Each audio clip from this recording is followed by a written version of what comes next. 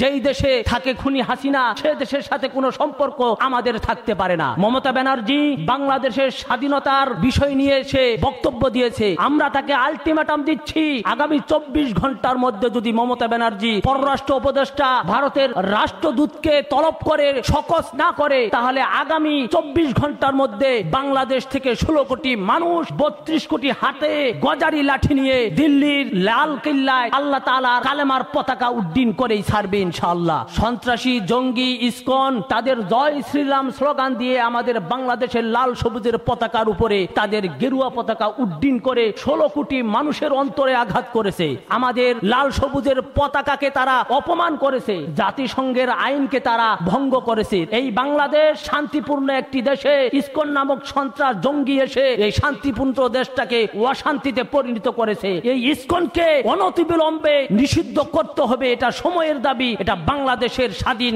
ভৌমত্বের দাবি, বাংলাদেশের স্বাধীন মানুষের দাবি।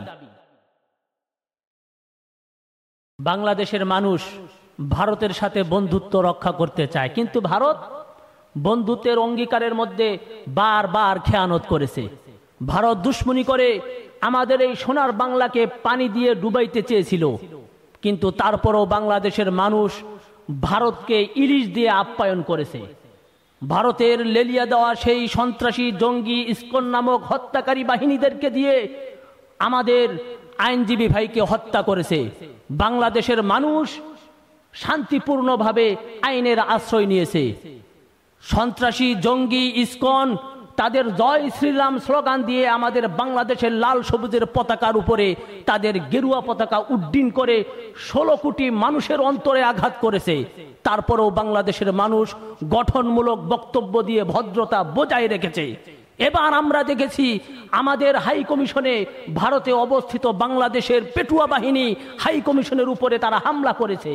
আমাদের লাল সবুজের পতাকাকে তারা অপমান করেছে, জাতিসংঘের আইনকে তারা ভঙ্গ করেছে। তারা প্রমাণ করেছে তারা সন্ত্রাস, তারা হত্যাকারী, তারা হিংসুটে, তারা অহংকারী।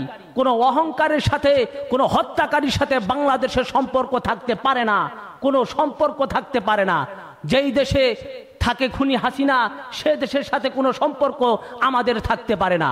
মমতা ব্যানার্জি বাংলাদেশের স্বাধীনতার বিষয় নিয়ে সে বক্তব্য দিয়েছে।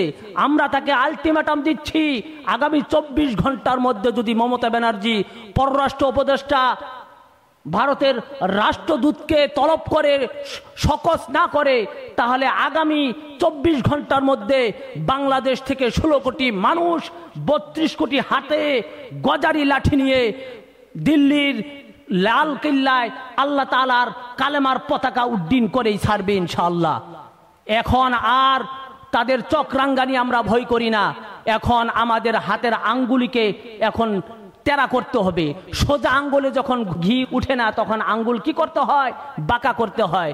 মমতা ব্যানার্জিকে বলতে চাই, যেই দেশে বাংলাদেশের দূতাবাসকে তোমরা নিরাপদ দিতে পারো না, বাংলাদেশের দূতাবাসকে তোমাদের সন্ত্রাসী বাহিনী হামলা করে, সেই দেশে বসে থেকে তুমি কোন হিসাবে বাংলাদেশের শান্তিরক্ষী বাহিনী পাঠানোর মন্তব্য করো?